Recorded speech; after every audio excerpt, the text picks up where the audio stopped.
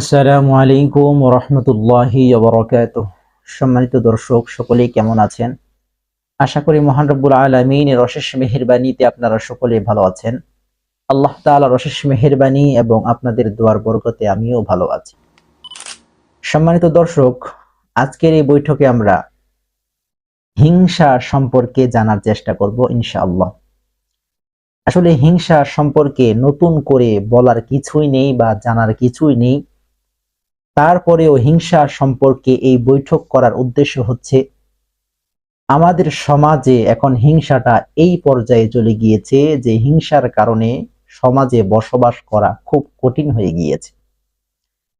বিশেষ করে আমার জন্য, আমি শিক্ষা জীবন বাহিরে কাটিয়েছি। এখন লেখাপড়া শেষ করে যখন বাড়িতে আসলাম, আশেপাশের মানুষের হিংসামি দেখে এমন একটা পর্যায়ে চলে গিয়েছে যে বাড়িতে বসবাস করা খুব কঠিন হয়ে যাচ্ছে। এই জন্যই মনে করলাম যে হিংসা সম্পর্কে কিছু আলোচনা করা উচিত। আল্লাহ নবী সাল্লাল্লাহু আলাইহি ওয়াসাল্লাম বলেছেন, ইয়াকুম ওয়াল হাসাদা, তোমরা হিংসা থেকে বাঁচো। কেন? ফাইন্নাল হাসাদা ইয়াকুলুল হাসানাত, কারণ এই হিংসাটা তোমাদের আমলগুলোকে ধ্বংস করে দেয়। কামা ইয়াকুলুন নারুল হাতবা, যেরকম ভাবে আগুন শুকনো কাঠকে জ্বালিয়ে পুড়িয়ে শেষ করে দেয়, হিংসা করলে তোমাদের আমল যেগুলো আছে সেগুলো ধ্বংস হয়ে যায়। এই জন্য হিংসা করা যাবে না। হিংসা করার কয়েকটা স্তর আছে। এক প্রকার হিংসা আছে, সেটা হচ্ছে যে অপরের উন্নতি দেখে মনে মনে অস্বস্তি বোধ করা এবং মুখে সেটা প্রকাশ না করা। এই পর্যায়ের হিংসা করলে গুনাহ হয় না, কিন্তু এই ধরনের হিংসা থেকেও বেঁচে থাকা উচিত। আরেকটা হিংসা আছে, সেটা হচ্ছে অপরের উন্নতি দেখে মনে মনে অস্বস্তি বোধ করা এবং সেটাকে বাধা প্রদান করা। অর্থাৎ আমার পাশের জন, আমার এলাকার পাশের জন একজন, তিনি দিন দিন উন্নতি করছে, তার উন্নতি দেখে আমার মনে মনে খারাপ লাগছে এবং তখন আমি কি করলাম, আমি তখন মুখের মাধ্যমে হোক অথবা হাতের মাধ্যমে হোক আমি তার উন্নতিতে বাধা প্রদান করলাম। এই পর্যায়ের হিংসাটা সম্পূর্ণই হারাম, নিষিদ্ধ। হিংসা করা এটা যাবে না। সম্মানিত দর্শক, হিংসার কথা বলতে গিয়ে একটা ছোট্ট একটি ঘটনা আমার মনে পড়ে গিয়েছে। সেটা হচ্ছে মুসলমানের হাসি নামক একটা কিতাব আছে, ওই কিতাবে আমি এই ঘটনাটা পড়েছিলাম। ঘটনাটা হচ্ছে খিজির আলাইহিস সালাতু ওয়াস সালামের জামানা। তো এক ব্যক্তি তার প্রতিবেশীর উন্নতি দেখে হিংসা পোষণ করত। সে মনে মনে ভাবতো, কতই না ভালো হতো যদি আমার প্রতিবেশী একটা পেত আর আমি যদি দুইটা পেতাম, অর্থাৎ সে যদি একটা বাড়ি করতো আমার যদি দুইটা বাড়ি হতো। এরকম সে মনে মনে ভাবছে। এরপরে খিজির আলাইহিস সালাতু ওয়াস সালামের সাথে ওই ব্যক্তির দেখা সাক্ষাৎ হয়।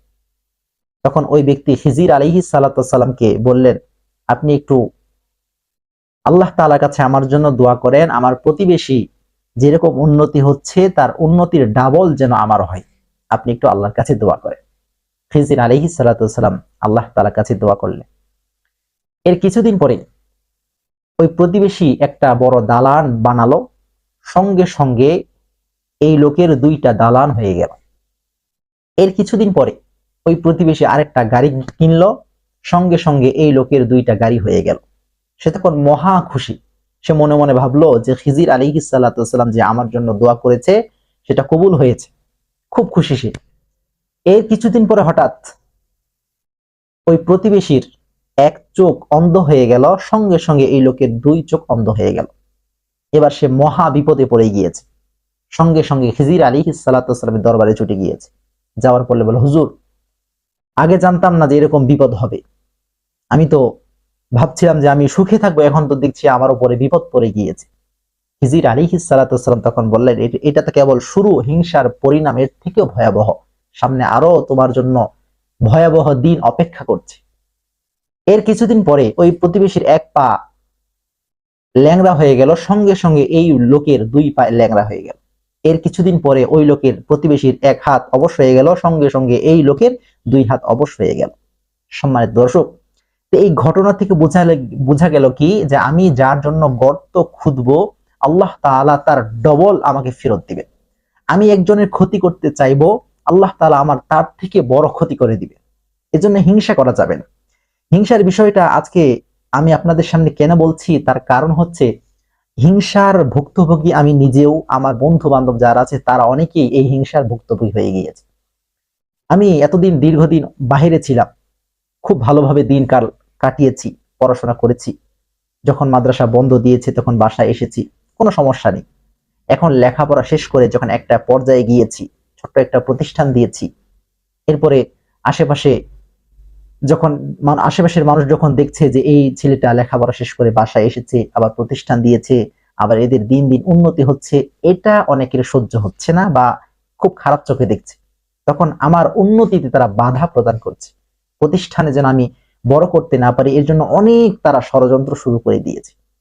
আরো বিভিন্ন ভাবে আমাকে বাধা প্রদান করার জন্য বিভিন্ন প্রকার চেষ্টা তারা করছে। শুধু আমার নয়, আমার এক বন্ধু দীর্ঘদিন বাহিরে ছিল, সেও নিজের এলাকায় এসেছে, এলাকায় এক মসজিদের দায়িত্বে আছে এবং একটা মাদ্রাসার দায়িত্বে আছে, খুব ভালোভাবে দিন কাটাচ্ছে।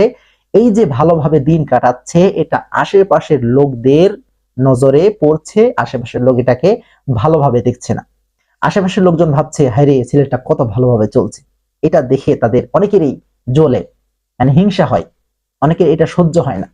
আরে ভাই, একজন মানুষ সুখে শান্তিতে থাকলে আমার কেন জ্বলবে? আল্লাহ তাআলা তার তাকদীরে সুখে শান্তিতে থাকা লিখে রেখেছেন, ওই ব্যক্তি সুখে শান্তিতে থাকবে, এটা আল্লাহ তাআলা তার তাকদীরে লিখে রেখেছেন। এখানে ওই লোকের দোষ কোথায়? আল্লাহ তাআলা আমার তাকদীরে দুঃখ রেখেছেন, এটা আমার দোষ, ওই লোকের দোষ কেন? আমি কেন আরেকজনের উন্নতি দেখে হিংসা করব? সম্মানিত দর্শক, এজন্য যে হিংসা করে সেও জ্বলে পুড়ে মরে, যার উপরে হিংসা করা হয় তার কিন্তু কিছুই হয় না। কিন্তু যখন দেখবে প্রথম পর্যায়ে যখন মানুষেরা তার উপরে হিংসা করবে, তখন প্রথম পর্যায়ে তার একটু কষ্ট হতে পারে, কিন্তু শেষ পরিণাম কিন্তু ওই ব্যক্তির সফলতা, আর যে ব্যক্তি হিংসা করবে সেই লোকের হচ্ছে বিফলতা।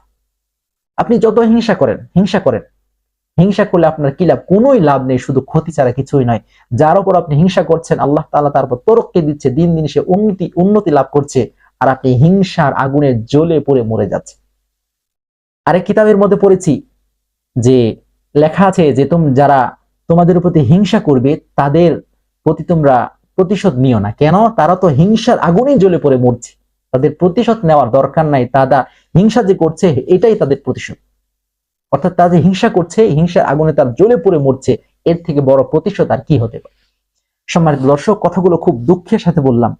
এই জন্য আমরা বেশি বেশি আল্লাহ তাআলার কাছে দোয়া করব, আল্লাহ তাআলা যেন আমাদেরকে মানুষের হিংসা থেকে আমাদেরকে বাঁচিয়ে রাখে। আমরা নিজেরাও যেন হিংসা থেকে বেঁচে থাকি এবং অন্যের উন্নতি দেখে আমরা যেন হিংসা না করি। সম্মানিত দর্শক, এই ছিল আজকের আলোচনা।